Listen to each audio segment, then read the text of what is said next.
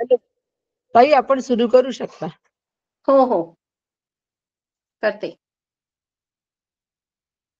ओम नमो भगवते वासुदेवाय. ओम श्री परमात्मने नमः.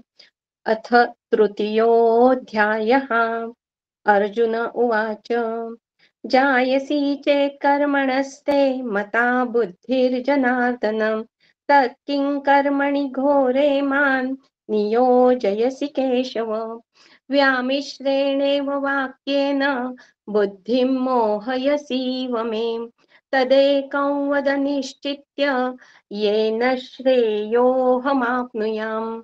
श्रीभगवानुवाच लोकेऽस्मिन् द्विविधा निष्ठा पुरा प्रोक्ता मया नघ. ज्ञानयोगेन साङ्ख्यानां कर्मयोगेन योगिनां. न कर्मणामनारम्भा नैष्कर्म्यं पुरुषोऽश्नुते. न च सन्न्यसनादेव सिद्धिं समधिगच्छति. न हि कश्चित् क्षणमपि जातु तिष्ठत्य कर्मकृत्. कार्यते यवशः कर्म सर्वः प्रकृतिजैर्गुणैः. कर्मेन्द्रियाणि संयम्य य आस्ते मनसा स्मरम्. इन्द्रियार्थान् विमूढात्मा मिथ्याचारः स उच्यते. यस्त्विन्द्रियाणि मनसा नियम्यारभतेऽर्जुन कर्मेन्द्रियैः कर्मयोगमसक्तः स विशिष्यते. नियतं कुरु कर्म त्वं कर्मज्यायो ह्यकर्मणः. शरीरयात्रापि च ते न प्रसिद्ध्येद कर्मणः.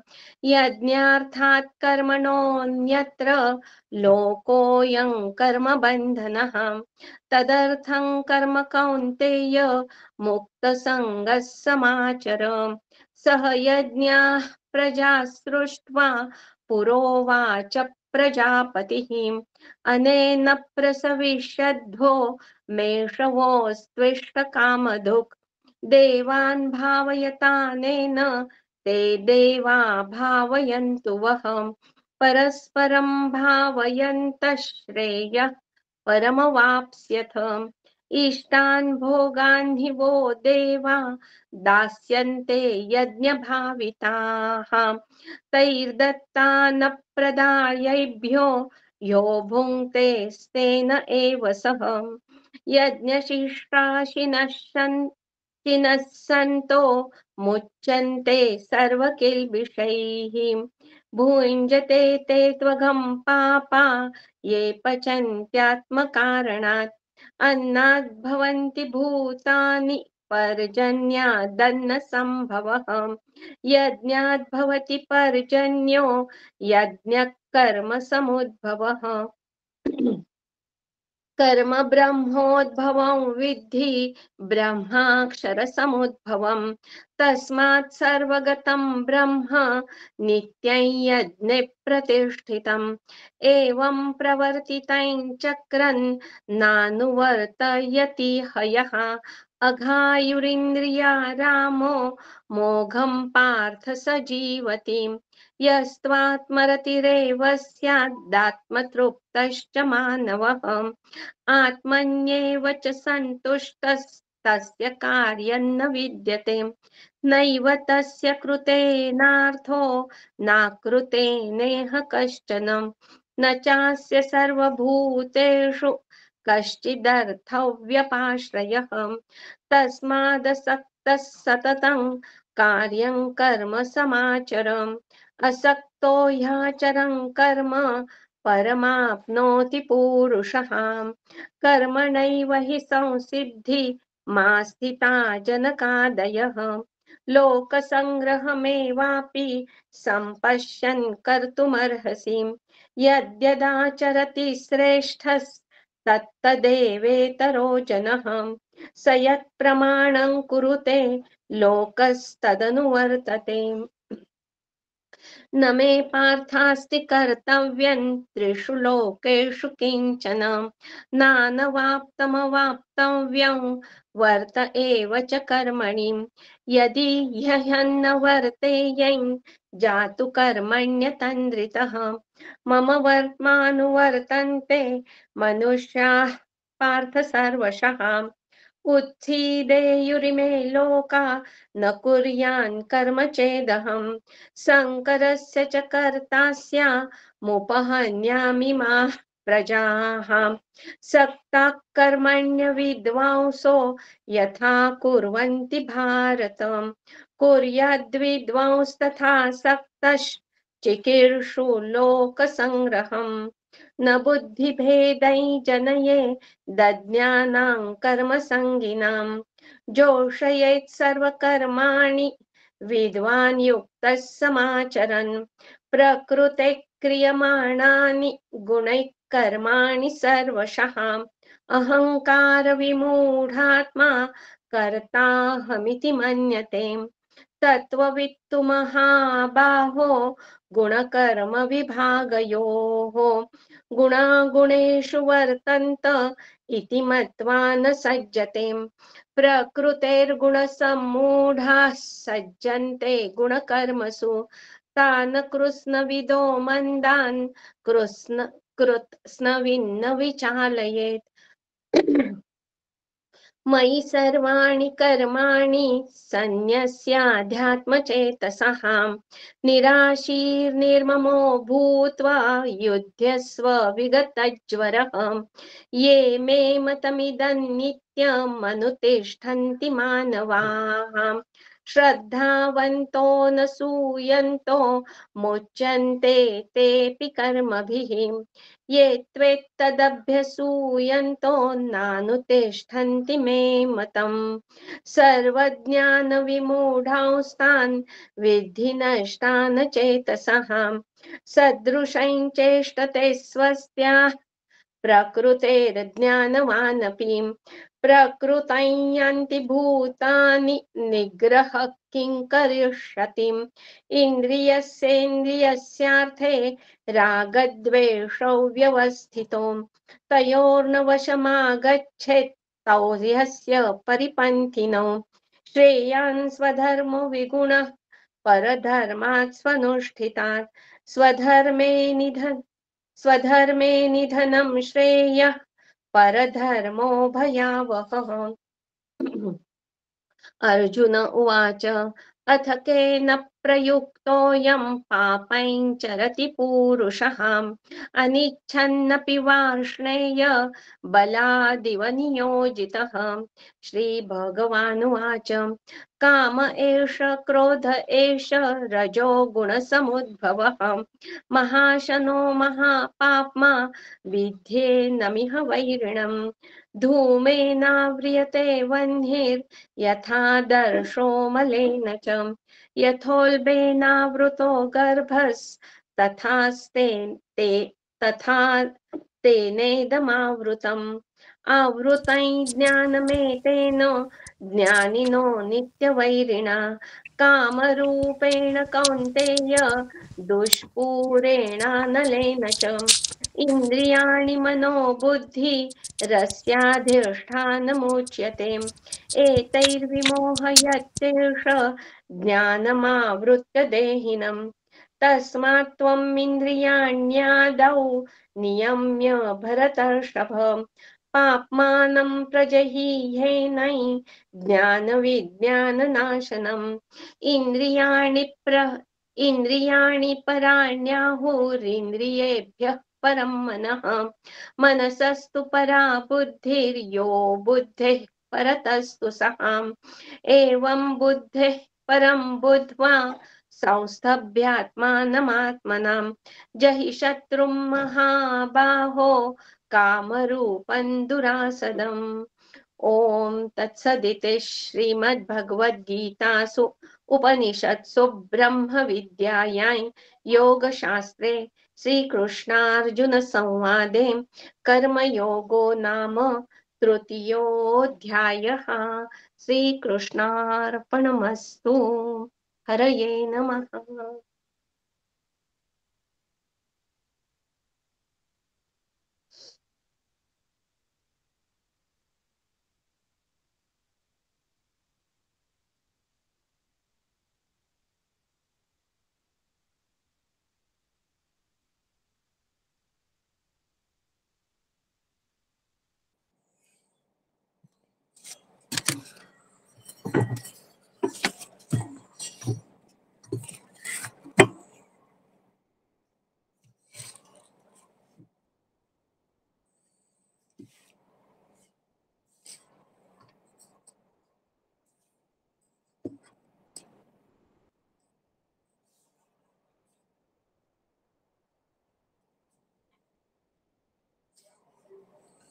हरे राम राम राम हरे हरे, हरे कृष्ण कृष्ण कृष्ण हरे हरे, हरे राम राम राम हरे हरे, हरे कृष्ण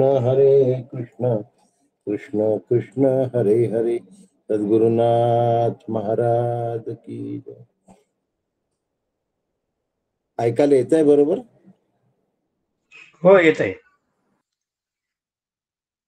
आवाज जरा कमी वाटतोय.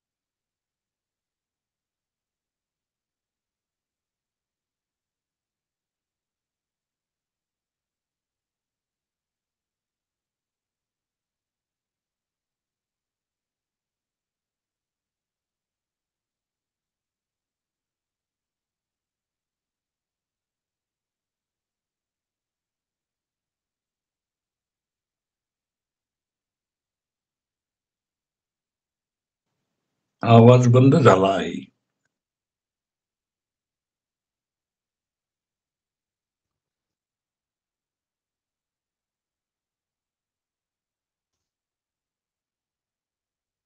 एक मिनिटात सुरू होत आहे, थोडं ऍडजस्टमेंट चालेल.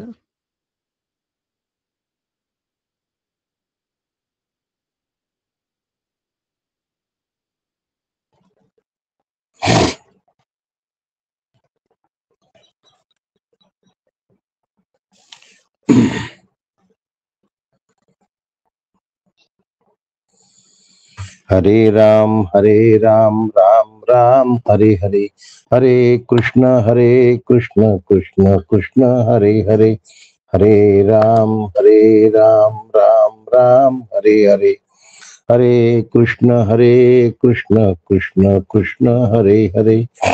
सद्गुरुनाथ महाराज की जय।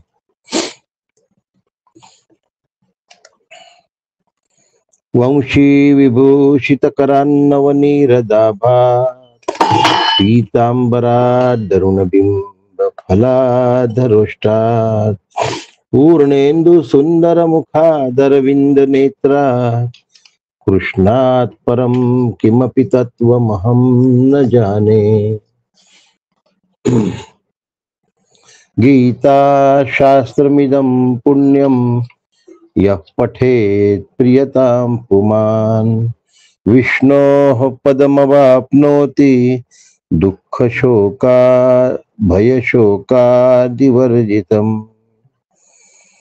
सदाशिवसमारम्भाम् शङ्कराचार्यमध्यमाम्, अस्मदाचार्यपर्यन्ताम् वन्दे गुरुपरम्पराम्, वन्दे गुरुपरम्पराम्, वन्दे गुरुपरम्पराम्।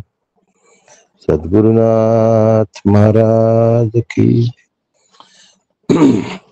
अभाग्यासी करी भाग्यवंत, काका ब्रह्मरूपची मूर्तिमंत, जीवत्वाची भ्रांत स्वरूपी विराली.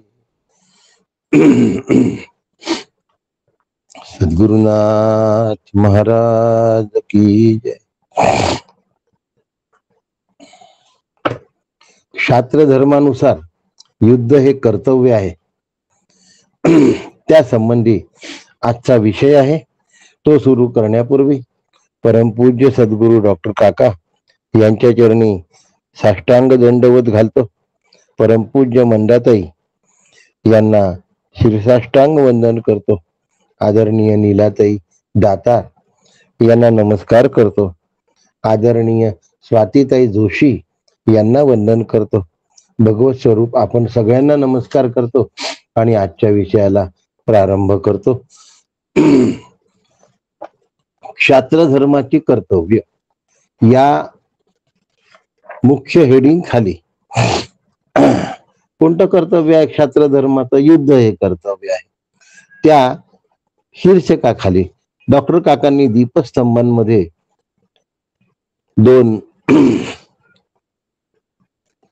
5-6 श्लोक घेतलेले आहेत. 6 श्लोक घेतले आहेत. त्यातले 2 आपण आज घेणार आहोत.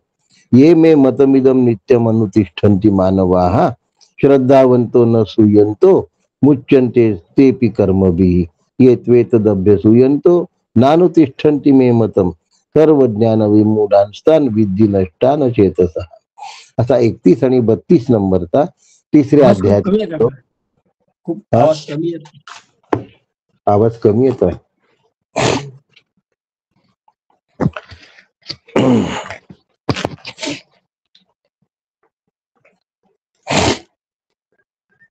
आम्हाला बरोबर येतं. बर, बरोबर येतोय आवाज. आता सुरू ठेवतो जसं आहे तसं.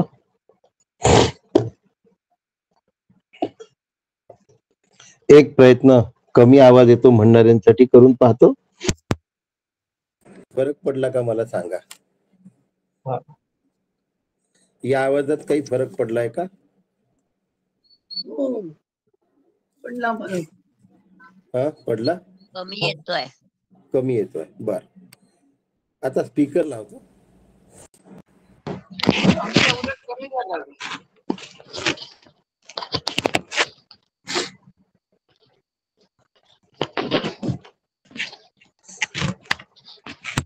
आता काही फरक पडला? थोडा वाढला. हरकत नाही.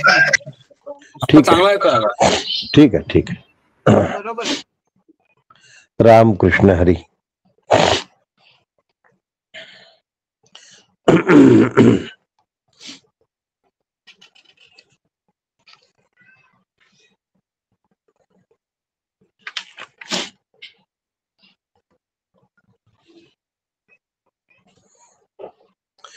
ये मे मतमिदम नित्यम अनुतिष्ठन्ति मानवाः. डॉक्टर काकांनी याच्यावर खूप सुंदर विवेचन केलेलं आहे. माझ्या मताचं जो प्रत्यक्ष अनुष्ठान करतो. आता अनुष्ठान शब्दाचे अर्थ आम्हाला इतके 1000 जप, तेवढे 1000 जप असाच माहिती आहे. पण अनुष्ठान शब्दाचा अर्थ प्रत्यक्ष माझं मत जो जीवनामध्ये उतरवतो. भगवंताच्या मताला आपल्या जीवनात सर्वतोपरी जो प्राधान्य देतो त्याला अनुतिष्ठन्ति असं म्हणतात.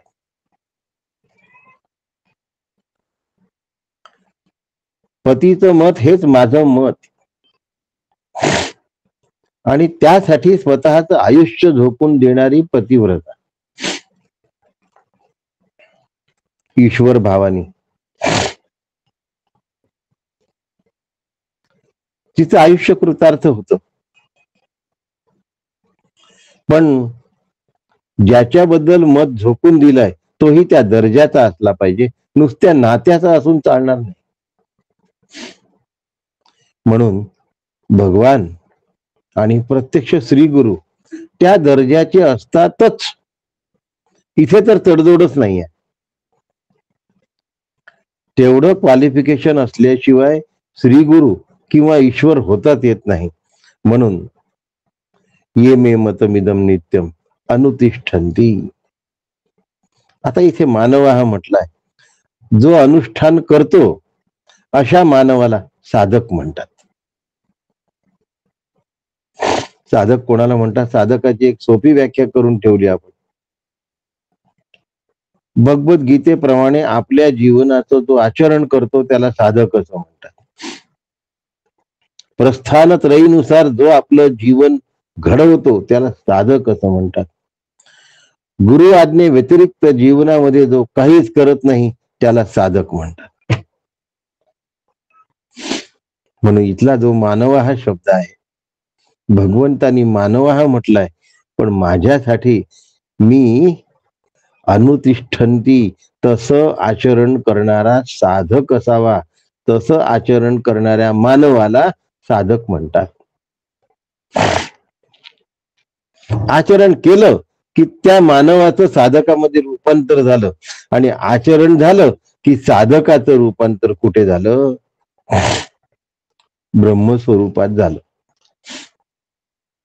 मानव ते साधक, ती ब्रह्मरूपता. भगवद्गीतेचा एक श्लोक मोक्षाला घेऊन जातो. बस.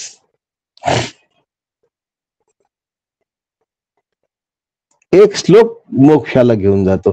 ताकद आहे ही भगवद्गीतेची. आईने एक घास जरी भरवला तरी बाळ तरतरीत होतो. फक्त तो आईच्या मायेने भरवावा लागतो. नुसतं त्याच्यात व्हिटॅमिन्स असून चालत नाही. भगवद्गीता ही मायेनी भगवंतानी आपल्याकरिता मांडलेलं तत्वज्ञान आहे. त्याचा एक श्लोक माझं जीवन कृतार्थ करून ठेवतो. पहिल्यांदा भगवद्गीतेविषयी श्रद्धा पाहिजे. काय सुरू आहे? श्रद्धावंतो न सूयंतो. आम्ही काय होतं, आमचा एक प्रॉब्लेम असा आहे की आम्ही अभ्यास खूप करतो, कारण आम्ही आता बुद्धिमान आहोत. IQ आमचा खूप जबरदस्त असतो, त्यामुळे आम्ही बुद्धिमान आहोत.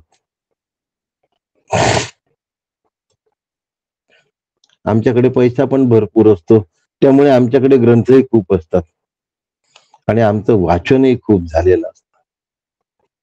आता कमतरता कशात राहिली? कशातच नाही राहिली.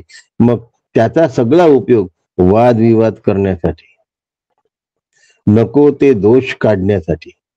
हे असंच असेल का आणि तसंच असेल का, असा केवढाही बुद्धिमान वाचक असेल, जो अश्रद्ध आहे, त्याला भगवद्गीता उपयोगाची नाही, नाही आणि नाही. श्रद्धावंतो अनसूयंतो. भगवद्गीता ऐकणारे काही आपणच एक आहो असाचा काही भाग नाही. जास्त उदाहरणं देत नाही. भगवद्गीता ऐकणारा एक साधक अर्जुन, सगळ्यांना माहिती आहे. भगवंतावर पूर्ण श्रद्धा ठेवून त्यांनी भगवद्गीता ऐकली आहे. कुठे ऐकली आहे? कुठे ऐकली आहे भगवद्गीता? युद्धभूमीवर ऐकली. आपल्याला जर म्हटलं असतं श्री गुरूंनी की आता युद्धाची वेळ आहे आणि तू माझं म्हणणं ऐक, आपण काय म्हटलं असतं? ही वेळ नाही, जरा थांबा. ही वेळ आहे का हो ऐकायची? काय तुम्ही सुद्धा ना, कोणत्याही वेळेला काही सांगता कडे, म्हटलं असतं की नाही? पण अर्जुनाने काय केलं? अर्जुनाने तसं नाही केलं. अनसूयंतो, त्याच्या मनात असूयाही नव्हती आणि त्याच्या मनात श्रद्धा होती. श्रद्धावंतो, अत्यंत श्रद्धा असलेला अर्जुन होता. माझ्या अंतःकरणात तेवढी श्रद्धा आहे का हो? भगवंताप्रती माझ्या अंतःकरणात तेवढी श्रद्धा आहे का? भगवद्गीतेप्रती माझ्या अंतःकरणात तेवढी श्रद्धा आहे का?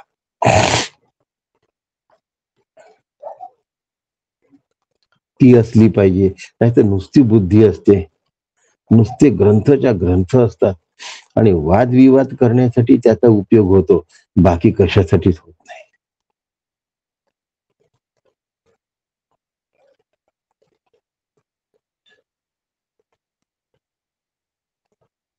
आम्ही फक्त उदाहरण देतो की गोंदवलेकर महाराजांनी पानं झाडाला लावून दे म्हटलं तर घेतलं पान आणि लावलं झाडाला. ते पान तुकामाईंच्या सामर्थ्याने, पण ब्रह्मचैतन्यांच्या श्रद्धेने चिटकलं, लक्षात ठेवा.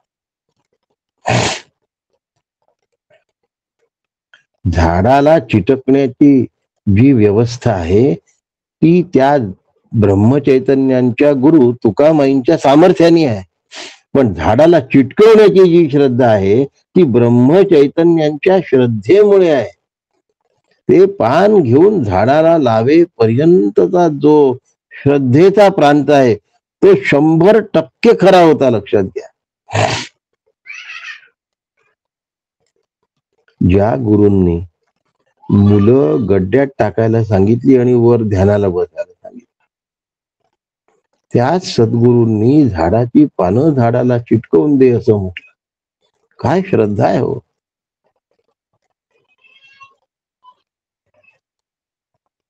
कबीर शेले विणत होते. दुपारी 12 वाजता एक विद्वान त्यांच्याकडे आले आणि विद्वान म्हणाले की आम्ही एवढा अभ्यास करतो पण आम्हाला अनुभव काय येत नाही. संत कबीर हसले. आता इतक्या मोठ्या विद्वानाला काही जरी सांगितलं तरी त्याच्यापेक्षा जास्त सांगणं त्या विद्वानाकडनं होतं पुन्हा. त्यामुळे शब्द न बोललेला बरा. संत फार मितभाषी असतात. जे सांगायचं ते सांगून जातात, पण बोललंच पाहिजे असं त्यांच्यावर बंधन नसतं. जीवनमुक्त कुठल्याच बंधनात नसतो. कबीरांनी आपल्या पत्नीला आवाज दिला. दुपारी 12 वाजता अंगणामध्ये शेले विणत होते. मस्त ऊन आहे बर का.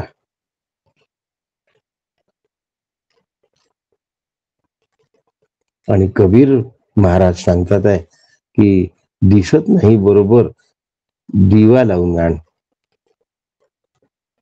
झालं. मातेने दिवा लावला आणि कबीर शेले विणत होते तिथे आणून ठेवला. ती चिमणी तिथे आणून ठेवल्यानंतर ती निघून गेली. एकही प्रतिप्रश्न विचारला नाही. ते विद्वान म्हणाले, दुपारी 12 वाजताच्या उन्हामध्ये प्रखर सूर्य असताना तुम्ही दिसत नाही म्हणावं आणि माऊलीने दिवा आणून द्यावा, मला आश्चर्य वाटतंय. आणि त्यांच्या लक्षात आलं की माऊलीची श्रद्धा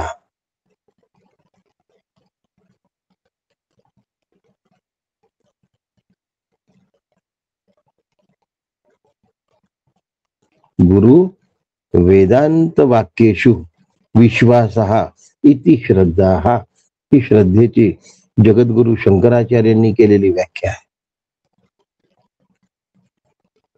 ज्या वेळेला ही श्रद्धा असते तेव्हा अनुष्ठान होतं. नाहीतर मग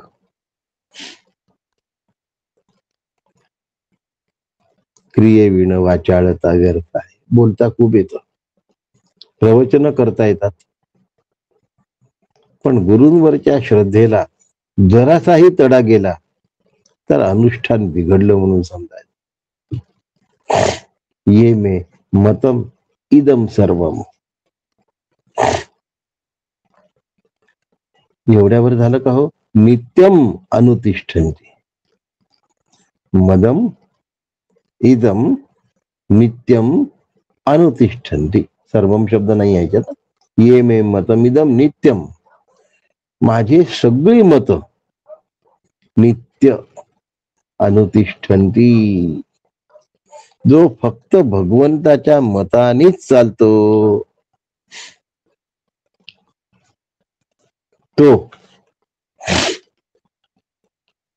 याला अनुष्ठान म्हणतात. श्रद्धाच्या अनुष्ठानामध्ये गांभीर्य असतं, सातत्य असतं. नित्य अनुतिष्ठन्ति म्हणजे सातत्य, अनुसंधान, च्या मागे मागे जाणे.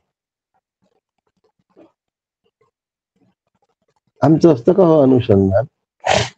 काल सिरियल मध्ये काय झालं ते आमचं आज अगदी जिवंत असतं. आमच्या आतमध्ये ते जिवंत असतं. म्हणून भगवंतानी श्रद्धा असली पाहिजे हे आवर्जून सांगितलं आहे. श्री गुरु आणि परमेश्वर यांच्यावर श्रद्धा असली पाहिजे. तुम्ही म्हणाल श्री गुरु आणि परमेश्वर दोन्ही एकच आहेत, दोघांवर श्रद्धा कशी? जगत चालन जेव्हा होतं ना, त्यावेळा त्या ब्रह्मतत्वाला ईश्वर असं म्हणतात.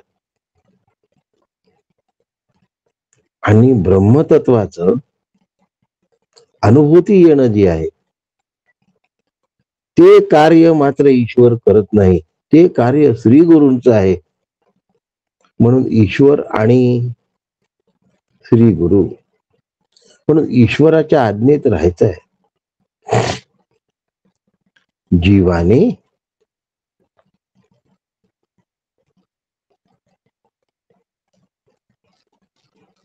करवित्या ईश्वराच्या आज्ञेत राहून कार्य करायचं आहे. आणि श्री गुरूंसारखं अकर्ता ब्रह्म व्हायचं आहे.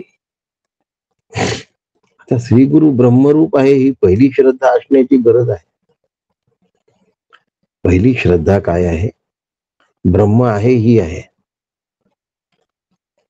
माझे श्री गुरु ब्रह्मरूप आहे ही दुसरी श्रद्धा आहे. त्यांनी मला दिलेलं साधन मला ब्रह्मरूप करणार आहे ही तिसरी श्रद्धा आहे. आणि मी ब्रह्म आहे ही चौथी श्रद्धा आहे. या व्यतिरिक्त श्रद्धेचा प्रांत नाही.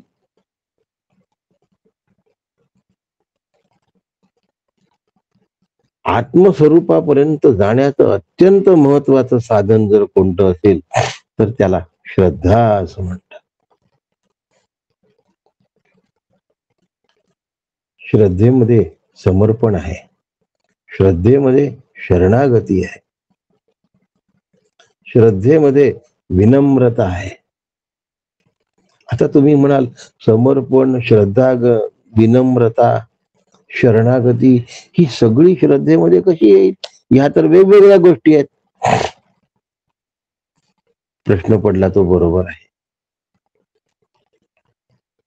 श्रद्धा असेल तरच शरणागतीत परिवर्तित होतं, श्रद्धा असेल तरच समर्पणामध्ये परिवर्तित होत. श्रद्धाच अहंकाराचं समर्पण करायला लागते. श्रद्धा, फक्त श्रद्धा.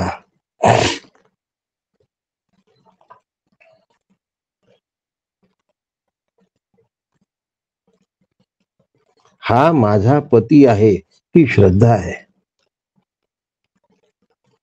ती श्रद्धा दृढ झाल्यामुळे त्याच्या आईवडिलाप्रती समर्पण म्हणजे सासू सासऱ्याप्रती समर्पण, घराप्रती समर्पण, सगळं आयुष्य वाहून देते हो दुसऱ्या घरामध्ये. त्याला आपलं समजून अख्खं आयुष्य झोकून देते. केवढं मोठं समर्पण आहे. एवढं समर्पण जर आम्ही संसारात करू शकतो, आपलं आई वडील बहीण भाऊ सगळे नातलग सोडून आपण अनोळखी घरामध्ये येऊ शकतो आणि त्या घरासाठी अख्खं आयुष्य कुर्बान करू शकतो, तर श्री गुरूंसाठी तेवढं करणं कोणतं कठीण आहे? हे करता येताना आड येतो तो अहंकार. आणि श्रद्धा असेल तर तो अहंकार विमोड होतो.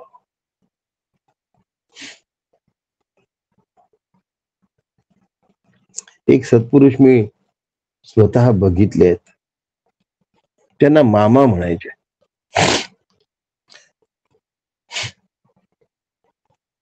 त्यांचं नाव होतं पांडू मामा. पांडुरंग नाव होतं आणि त्यांना पांडू मामा म्हणत असत. मी लहानपणापासून त्यांना पाहिलंय. रमानंद सरस्वती म्हणून कोल्हापूरचे एक सत्पुरुष होते, त्यांचे ते शिष्य होते. ते आले की त्यांना महाराज रागवायचे, बोलायचे. एक वेळ सांडशी फेकून मारली आणि त्याची एवढी मोठी चोंद त्यांच्या कपाळावर होती. चाल निघून जातो इथून. त्यांना श्रवणाच्या खोलीतून हाकलून द्यायचे.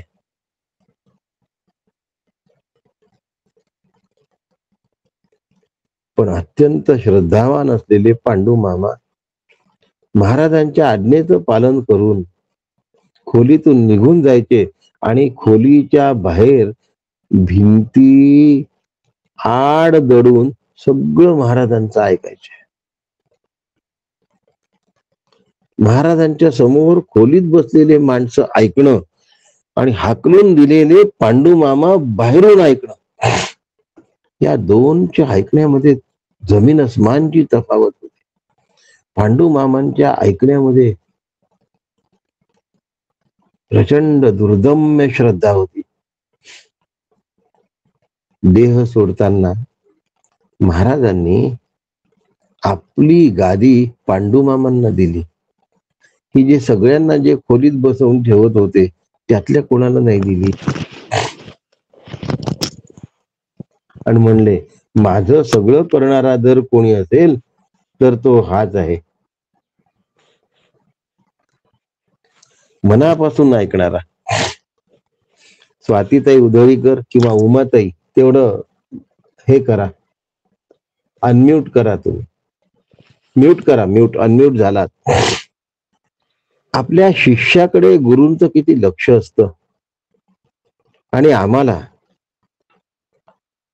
असं वाटतं की याला हाकलून दिलं तर गुरूंचं याच्यावर काहीच प्रेम नाही. सगळ्यात जास्त प्रेम त्याच्यावर होतं.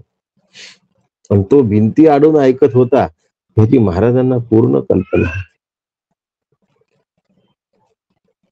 त्याला आपल्या गादीवर बसवला. श्रद्धावंत. संकटामध्ये श्री गुरूंना किंवा भगवंताची आठवण करणं ही खरी श्रद्धा नाही आहे. श्रद्धा ही ज्ञानातून निर्माण व्हायला पाहिजे. मग ही खोटी आहे का? नाही, चालतच आहे, होईल हळूहळू. आर्तो जिज्ञासू अर्थार्थी ज्ञानीच भरतर्ष. आणि मग प्रियो हि ज्ञानी नोत्यर्थ अहम सच मम प्रिया. तो मीच आहे, मी तो आहे, तो मला अत्यंतिक प्रिय आहे.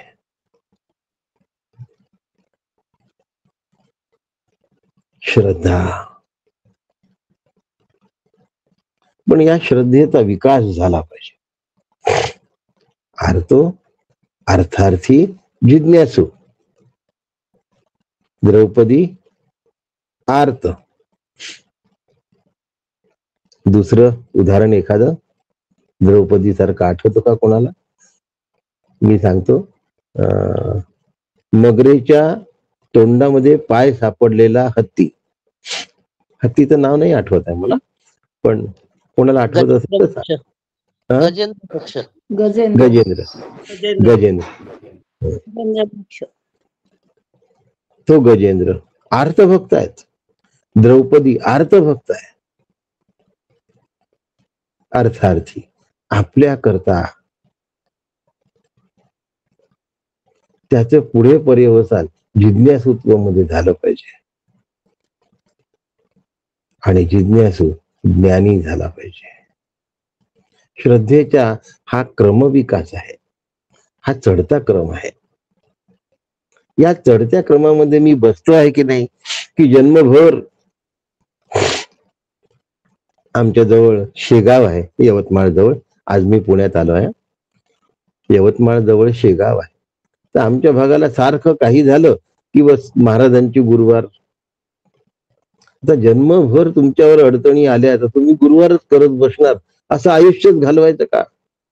अर्थार्थी की एक दिवस मी कोण आहे अशी जिज्ञासा निर्माण झाली पाहिजे, तुम्हाला मी ओळखलं पाहिजे अशी जिज्ञासा निर्माण झाली पाहिजे.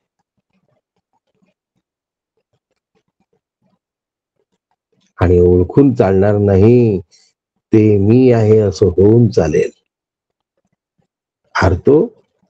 अर्थार्थी जिज्ञासू ते मी आहे. ज्ञानी श्रीगुरूंना ओळखत नाहीत. ज्ञानी श्रीगुरु रूप होतात, जिज्ञासू ओळखतात. ते ब्रह्म आहे, मी जीव आहे, ही ओळख झाली. ओळखीचं रूपांतर घनिष्ठतेमध्ये व्हायला पाहिजे. आणि परमार्थातली घनिष्ठता म्हणजे ऐक्य, अद्वैत, तेच मी आहे. परमार्थातली घनिष्ठता तेच मी आहे. अर्थार्थी जिज्ञासू ज्ञानीच भरतर्षभ. म्हणून नुसतं संकटांमध्ये श्री गुरुला आळवणं अपेक्षित नाही आहे.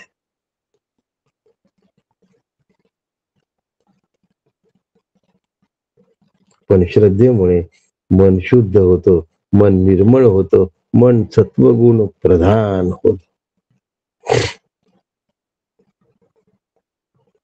आता अनुतिष्ठन्ति, आता अनुष्ठान होतं बघा. कामाच्या प्रारंभी नाम, कामाच्या मध्ये नाम आणि कामाच्या शेवटी नाम. महाराजांनी किती सोपं सांगितलंय. आपलं चित्त स्थिर ठेवण्यासाठी नाम अत्यंत मदत करत. काकांनी मला सर्कसच्या मुलीचं उदाहरण दिलं होतं की हजारो लोक तिला बघत असतात, ती तारेवर एका पायाने चालत असते. एक पाय ठेवला तर दुसरा उचलते, म्हणजे ती एकाच पायावर उभी असते पूर्ण तारेवर. आणि हातात तिच्या बांबू असतो. सगळी लोक टाळ्या वाजवत असतात, पण तिचं लक्ष त्या बॅकग्राऊंड म्युझिक कडे असतं. त्याला नाम असं म्हणायचं. माझं लक्ष कुठे असलं पाहिजे? आणि आमचं बॅकग्राऊंड म्युझिक वर लक्ष आहे की नाही?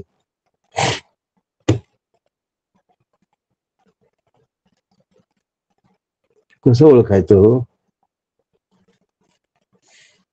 आम्हाला आई वडिलांनी काही पण नावं ठेवली असतील, पण चांगली नावं ठेवली आहेत. पण आम्ही आमच्यातले जर दोष ओळखून घेतले तर आम्हाला ते नाव चांगलेच झोमतील. एक नाव देतो, भडकोजीराव. छोटीशी गोष्ट झाली की भडकले, लगेच चिडले.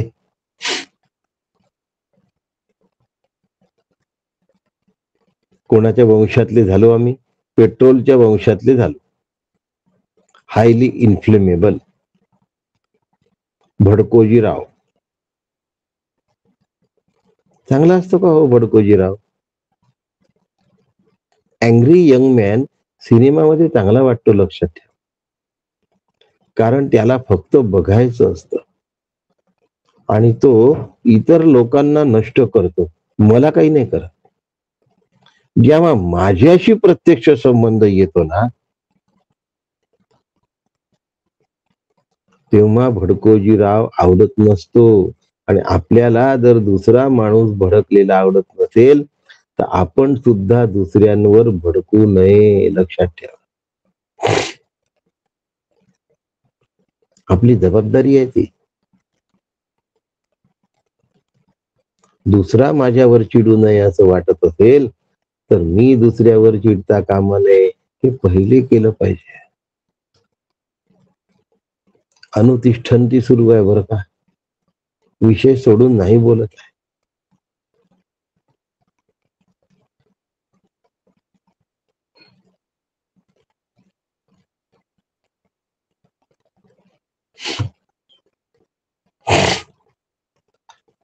असं जेव्हा चित्त बॅलन्स राहतं असं जेव्हा ते स्थिर राहतं, असं जेव्हा ते शांत राहतं, त्याला अध्यात्म चेतस म्हणतात. अध्यात्म चेतस शब्द मागच्या श्लोकामध्ये येऊन गेलाय, जर तुम्हाला आठवत असेल.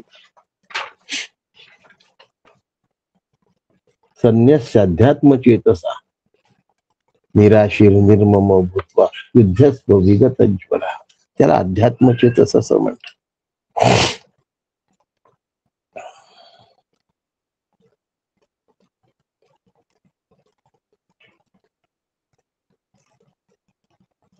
आम्ही आहे का हो अध्यात्म चेतस? माझं चेतस क्रोधाने भडकलं असेल, लोभाने बरबटलं असेल आणि कामनेने जर लिप्त असेल, तर मग काय होणार आहे हो माझं? काय होणार आहे माझं? असूया भरलेली राहील. आणि भगवंत म्हणतो अनसूयंतो. काय म्हणतो हो भगवंत? भगवंताला आपलं म्हणावं, गीतेला माझं म्हणावं.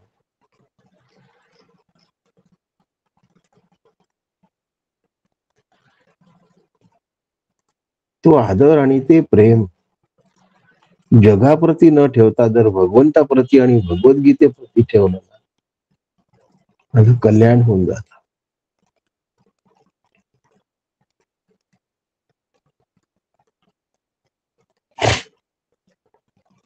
अनसूयंतो.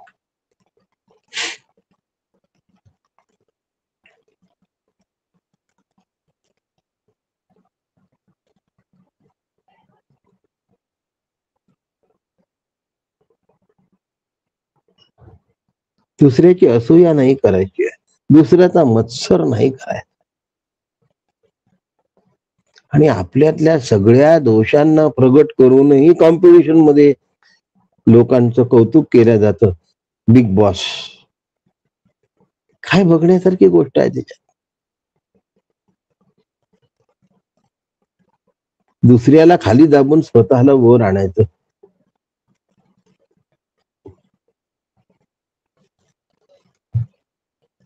कुणाही बद्दल अंतःकरणामध्ये जर असूया असेल ना, तर असूया माणसाला स्वस्थ राहूच देत नाही. म्हणून आमच्या माहूरगडावर मंदिर आहे, त्या देवी मातेचं नाव आहे अनसूया.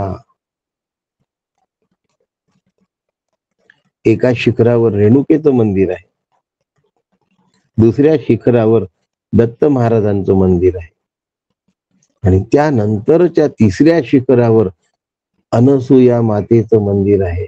म्हणून अनसूय व्हायला 3 शिखर गाठावे लागतात, लक्षात ठेवा. माता अनसूयापर्यंत पोचायला आपल्या चित्ताला अनसूय करण्यासाठी, असूय तर आहेच. मला 2 लाडू दे, त्याला एकच दिला तरी चालेल, नाही दिला तरी चालेल. मला मिळाला पाहिजे, त्याला एवढा मिळाला, मला इतकं कमी का?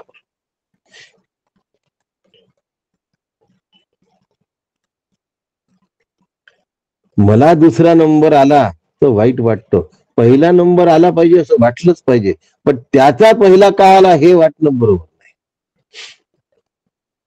माझा मार्क कमी पडल्यामुळे माझा नंबर दुसरा आला हे बरोबर, त्याचा पहिला का आला म्हटलं की गडबड आहे.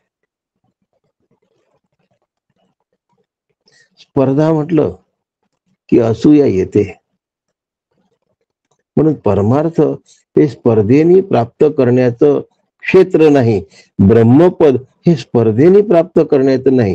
कितीही जण आले त्या खुर्चीवर बसायला तरी सामावतात, आणि त्या खुर्चीवर एकाशिवाय दुसरा बसू शकत नाही. पुन्हा काय म्हटलं तुम्ही? परस्पर विरोधी बोललो. किती आले तरी सामावतात आणि एकाशिवाय दुसरा बसू शकत नाही. अहो, शिष्य त्या खुर्चीवर आला आणि श्री गुरु बसले असेल तर तो शिष्य गुरु रूप होतो. मग आता दोघ जण बसले की एकच बसला. जेवढे जण येतील ते अद्वैतातून ऐक्य पावतात आणि तिथे एकमेव अद्वितीय असतं. श्रद्धावंतो अनसूयंतो. नुसती मित्राची स्पर्धा, त्यातून असूया एवढ्यावर भागत नाही.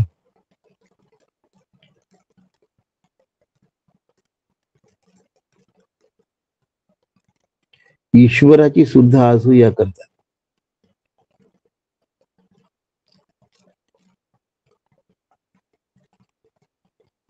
राजा पौंड्रक हा भगवंताची असूया करत. त्यामुळे तो आपल्या डोळ्यांना इथून काजळ लावत असे आणि मी कमलनयन आहे असं म्हणत असे. आणि 2 कृत्रिम हात त्यांनी बसवून घेतले होते पौंड्रक, आणि म्हणायचा मी चतुर्भुज विष्णू आहे. हा कृष्ण खोटा विष्णू आहे, खरा मी आहे. आणि जर कोणी मला खोटा म्हणेल तर त्या साधू संतांना तो काळकोठडीत टाकत असे. त्या काळापासून ईश्वराची असूया करणारे लोक आहेत. असूया करणे, द्वेष करणे, मत्सर करणे. गवळ्याचं पोर, का बरं गवळ्याचं पोर म्हणाय? गोवर्धन एका बोटावर उचलल्यानंतरही त्याला गवळ्याचं पोर म्हणायचं. तीव्र मत्सर. आता असे मत्सर करणाऱ्यांची नावं सांगण्याची गरज आहे का? पौंड्रक सांगितला.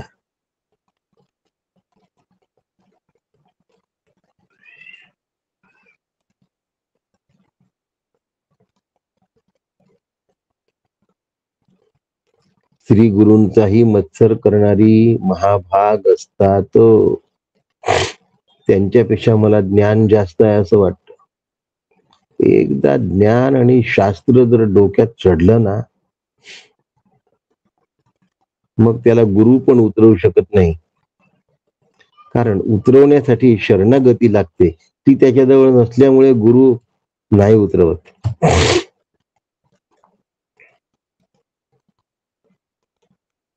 असे जे साधक ज्यांच्या अंतःकरणात असूया नसते त्यांना अनसूयंतो असं म्हणतात. श्रद्धावंतो अनसूयंतो. आणि ते नित्य अनुतिष्ठन्ति. असे साधक मनुष्य वेशामधले मानव आहेत.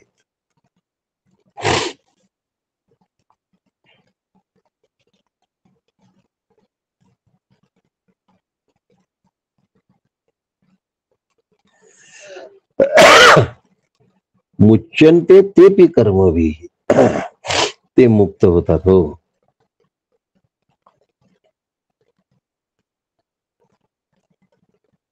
एकच श्लोक 1 तास झाला, मग तुम्ही 2 श्लोकांचा का बरं उल्लेख केला? ये त्वेतदभ्यसूयन्तो नानुतिष्ठन्ति न अनुतिष्ठन्ति. आता असं अनुष्ठान न करणारा, पहिल्या श्लोकात काय आहे? नित्यम अनुतिष्ठन्ति. आणि हे नानुतिष्ठन्ति.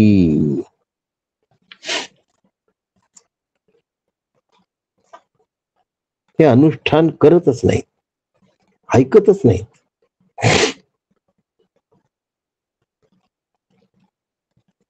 नष्ट होण्याशिवाय त्यांच्याजवळ दुसरा रस्ता पण नाही, लक्षात ठेवा. नानुतिष्ठन्ति मे मतम सर्व ज्ञान विमूढांस्तान्.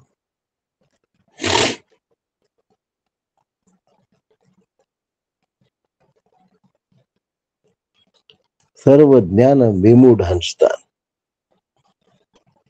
दुसऱ्याला तुच्छ समजतो, दुसऱ्याला सामान्य माणूस समजतो, भगवंतालाही सामान्य समजतो. ऐकणं तर दूरच राहिलं, गीतेला पुस्तक समजतो. जिवंत चेतस अक्षर आहेत. भगवद्गीतेतले अक्षर हे चेतस अक्षर आहे, जिवंत अक्षर आहे, चैतन्य युक्त अक्षर आहे, लक्षात ठेवा.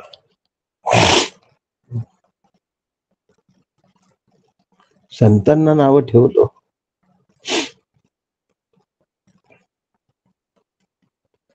संतांविषयी काढलेले अनुद्गार सामान्य माणसाने कधी खपवून घेता कामा नये. त्या ठिकाणी मूग गिळून बसायचं नाही, प्रसंगी सामर्थ्य चुकवायचं नाही.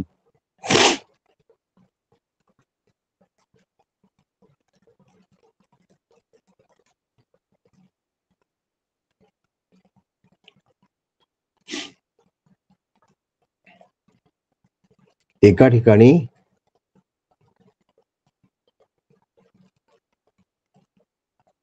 डॉक्टर काकांवर टीका करण्यात आली.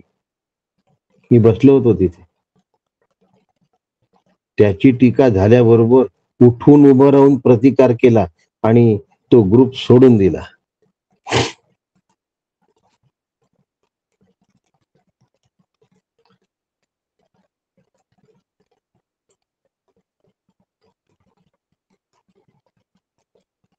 काका म्हणले तू असं का केलं? म्हटलं मला नाही सहन झालं. तेव्हा माझ्यावरची टीका मी सहन करू शकतो, तुमच्यावरची टीका मी सहन नाही करू शकत.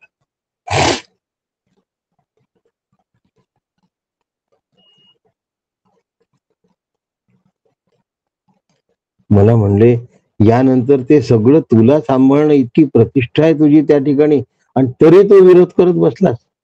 मला नको आहे. ब्रह्मादिक पदे दुःखाची शिराणी, मला ते पदही नको आहे आणि ती व्यवस्थाही मला नको आहे. मी तुमची निंदा नाही सहन करू शकत. जुनी गोष्ट आहे फार.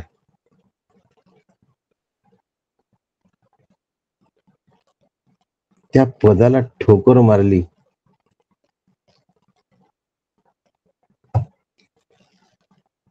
काकांनी परम आनंदाची व्यवस्था करून दिली.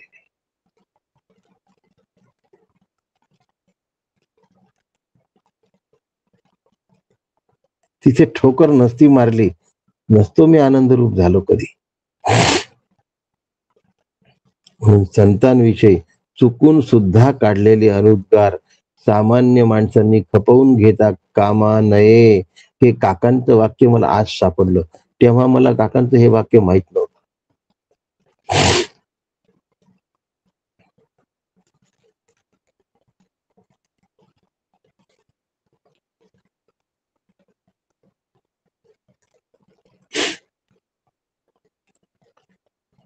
कामना ही असूया करायला लावतेच.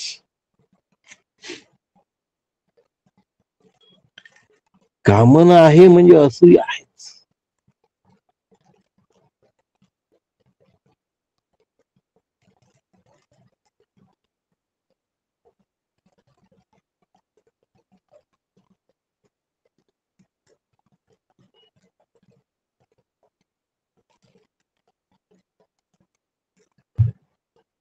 म्हणून इतकी मेहनत घेऊन पहिले रेणुकेचा पहाड चढा, पुन्हा तो उतरा, मग दत्त महाराजांचा पहाड चढा, पुन्हा तो उतरा, आणि मग अनसूयेचा पहाड चढा.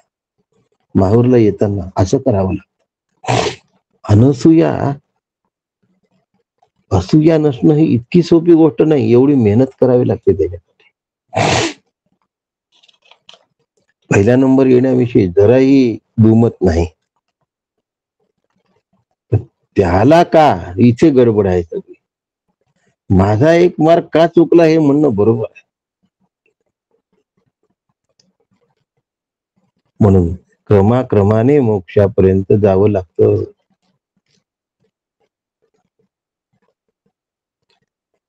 असा असूया असलेला, असा अश्रद्ध, असा नष्टान चेतसहा, मी आत्मरूप आहे ही भावनाच नष्ट करून टाकतो. त्याच्यासाठी दिलेला ईश्वर प्रणित मार्ग सोडून देतो.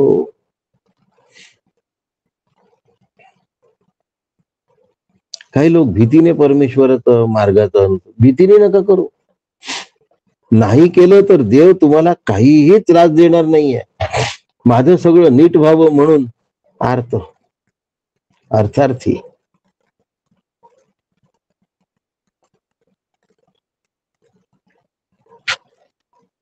गजानन महाराजांच्या वाऱ्या संसार ठीक करण्यासाठी कशाला करता हो? गजानन महाराजांच्या वाऱ्या ब्रह्मरूप होण्यासाठी करा. गजानन विजय या ग्रंथामध्ये वेदांत आहे.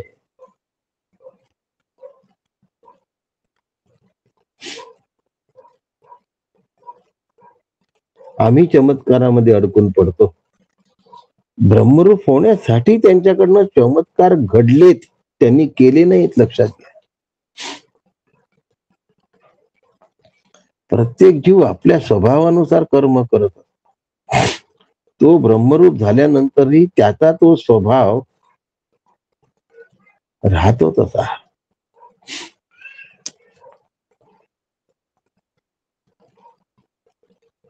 पण तो आत्मधर्माचा म्हणजे स्वधर्माचा त्याग नाही करत.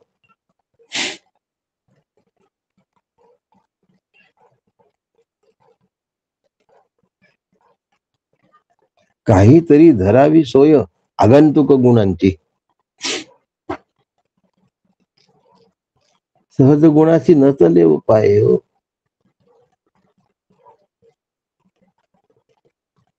आपल्याला तसं घडवून घ्यायचं, शास्त्राचे तसे संस्कार करून घ्यायचे आणि अविद्या काम कर्म ग्रंथीचा निशेष करायचा, ध्वंस करायचा, जाळून टाकायचे. मग मी कृतकृत्य होतो, मग मी परिपूर्ण होतो.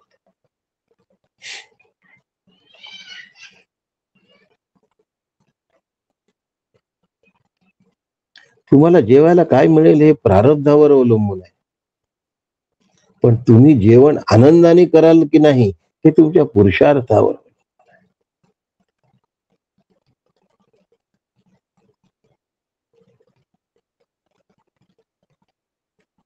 मद्रासी माणसाला, साऊथ इंडियन माणसाला तर पिठलं भाकरी दिली तो आनंदाने जेवू शकेल का सांगता येत नाही. आणि आपल्याला जर रोज भातच दिला तर तो आपण आनंदाने खाऊ शकू का सांगता येत नाही. पण आनंदाने खाऊ शकणं पुरुषार्थ आहे. मेनू कार्ड प्रमाणे सिलेक्शन करणं लाचारी आहे हो. विषयाशी म्हणजे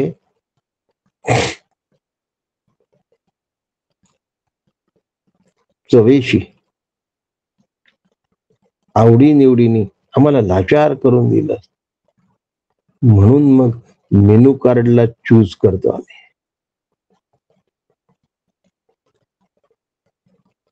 कधी हॉटेलमध्ये गेल्यावर काही घेऊन ये असं म्हणतो का? कधी माहिती आहे हा खाण्यासाठी चटावलेला आहे म्हणून आला. भूक लागली म्हणून आलेला नाही, टूक लागली म्हणून आलाय. चटावलाय खाण्यासाठी म्हणून मेनू कार्ड असतं. मग त्यातनं निवड करावी लागते. काय आवडतं तुम्हाला? हा,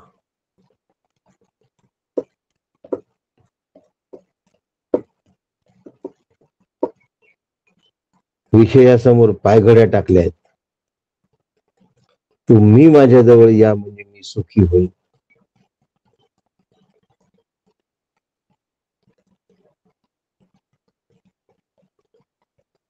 पुरुषार्थ करायची ताकद असली पाहिजे. मिळेल ते खाता आलं पाहिजे. गजानन महाराजांची पोथी वाचतात, पण पुरणपोळीचं जेवण सोडून बायजाबाईंनी आणलेली कांदा भाकर खाल्ली हे विसरून जातात.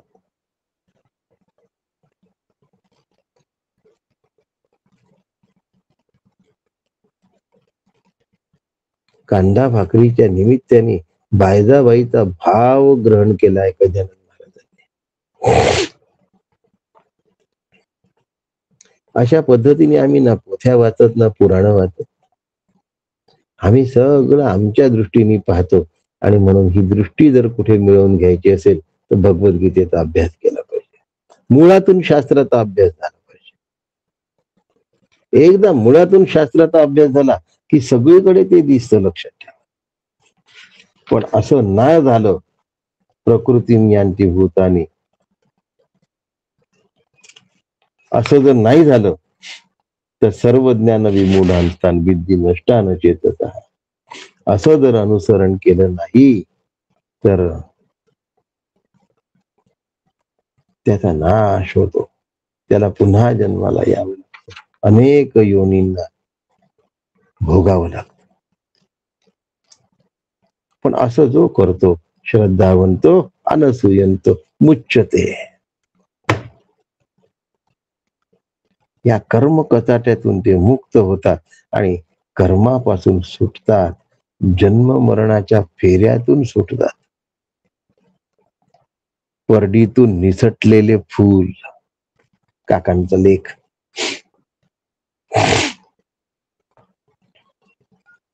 असं आमचं व्हावं, असं भगवद्गीतेला वाटतं. म्हणून 3ऱ्या अध्यायातला कर्मयोगातला 31 आणि 32 श्लोक, काय करावं आणि काय करू नये यांचं विश्लेषण करणारा आई भगवद्गीतेने आपल्यासाठी प्रेमपूर्वक वाटून दिला आहे. अनुतिष्ठन्ति आणि नित्यम अनुतिष्ठन्ति, भगवंताच्या मताचं नित्य, सतत, अखंड अनुष्ठान माझ्याकडून घडो, त्यासाठी मी प्रयत्नात कसूर ठेवणार नाही. आणि सद्गुरु आपण मला सहाय्य करावं, माझ्याकडनं मी कसूर होऊ देणार नाही. यश तुमच्या कृपेने मिळणार, आपण मला सहाय्य करावं, एवढी सद्गुरूंना आपल्या सगळ्यांकरता, माझ्या करता प्रार्थना करतो. आणि आजचा विषय या ठिकाणी सांगतो. सोमवारी उपनिषद. राम कृष्ण हरी. रामकृष्ण रामकृष्ण रामकृष्ण रामकृष्ण रामकृष्ण हरी. रामकृष्ण हरी. रामकृष्ण हरी. काका रामकृष्ण हरी. रामकृष्ण हरी. रामकृष्ण हरी. प्रतिभताई.